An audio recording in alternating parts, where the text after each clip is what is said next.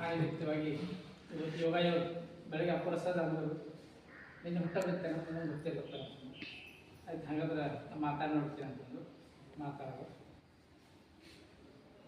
ನಿಜಕ್ಕೂ ನಾವೆಲ್ಲ ಓದ್ತಿದ್ದೇವೆ, ಅಷ್ಟಾವರಣದಲ್ಲಿ ಮೊಟ್ಟ ಮೊದಲು ಇರೋದು ಗುರು ಅಂತ. ಗುರು ಭಕ್ತಿ, ಗುರುನಿಷ್ಠೆ ಬಹಳ ಮುಖ್ಯ.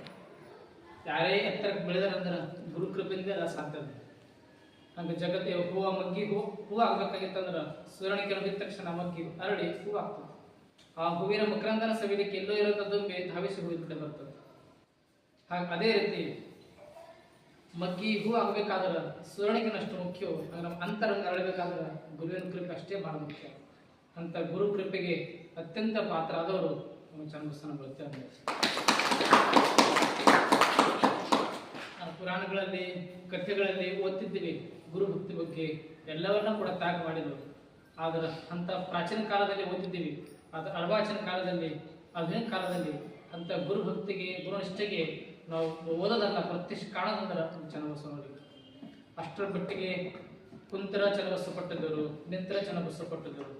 ಅದಕ್ಕೆ ಅವ್ರ ಜನ್ಮ ತಾಳಿದಾಗ ಅವ್ರ ಹೆಸರೇ ಅಂತ ಚನ್ನಬಸವನವರ ಹಂಗೆ ಅವ್ರ ಕಾರ್ಯ ಚನ್ನಬಸವ ಪಟ್ಟಿದ್ದ ಯಾವ ರೀತಿ ಮಾಡಿದ ಆ ರೀತಿಯಲ್ಲಿ ಅವರು ಸಾಗಬೇಕಂತ ತಿಳ್ಕೊಂಡೆ ಪೂಜ್ಯ ಬಸವಲಿಂಗ ಪಟ್ಟಿದವರು ಅವ್ರ ಜನ್ಮ ತಾಳಿದಾಗ ಅವರ ಗುರುಗಳ ಹೆಸರನ್ನೇ ಇವರಿಗೆ ಇಟ್ಟಿದ್ದು ಅದು ವಿಶೇಷ. ಅಂತ ಚನ್ನಬಸವ ಪಟ್ಟಿದ್ದರ ನಾಮಕರಣ ಪಡ್ಕೊಂಡು ಆ ದಿಸೆಯಲ್ಲಿ ನಡೀತಾನೆ ಯಾವಾಗ 2021ನೇ ಇಸ್ವಿಯಲ್ಲಿ ಪೂಜ್ಯ ನಡೆದಾಳ ದೇವರು ಜ್ಞಾನವೇಗಿ ಪರಮಪೂಜ್ಯ ಸಿದ್ದೇಶ್ವರಪ್ಪಗಳು ಭಾಲ್ಕಿಗೆ ಬರಬೇಕು, ಅವರ ಪ್ರವಚನ ನಾಡಿಗೆ ಉಣಬಡಿಸ್ಬೇಕಂತ ಎಲ್ಲರ ಇಚ್ಛಾಗಿತ್ತು. ಅದನ್ನ ಅತ್ಯಂತ ಅವರಿಗಾಗಿನೇ ಪೂರ್ವ ಆಲೋಚನೆ ಮಾಡಿಕೊಂಡು ಅವರಿಗೇನು ಪ್ರಶಂಸಿತ ವಾತಾವರಣ ವಹಿಸ್ತಾರೆ ಅಂತ ಒಂದು ಮಹಾಮನೆಯನ್ನು ಕಟ್ಟಿ ಪೂಜ್ಯರು ಎಲ್ಲಾ ಕಡೆ ಒಂದೇ ತಿಂಗಳು ಇರ್ತಿದ್ರು. ಬಹಳ ಅಂದ್ರೆ ಒಂದ್ ತಿಂಗಳು ಹೇಳ್ತಾರೆ, 25, 26, 27 ದಿನ ಒಳಗೆ ಪ್ರವಚನ ಮುಗಿತದೆ.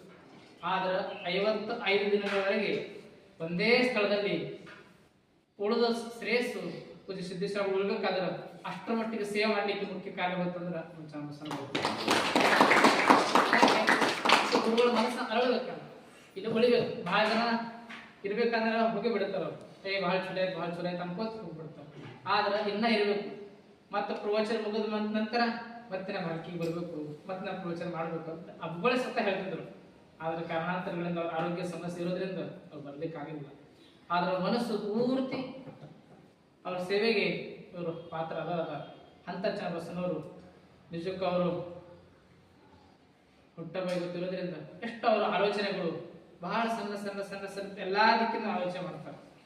ನಿಜಕ್ಕೂ ನಾವು ಸಕಾರಾತ್ಮಕ ಆಲೋಚನೆ, ಪಾಸಿಟಿವ್ ಥಾಟ್ಸ್ ಅಂತ ಅಂತೀವಿ, ಅದನ್ನ ಇವರು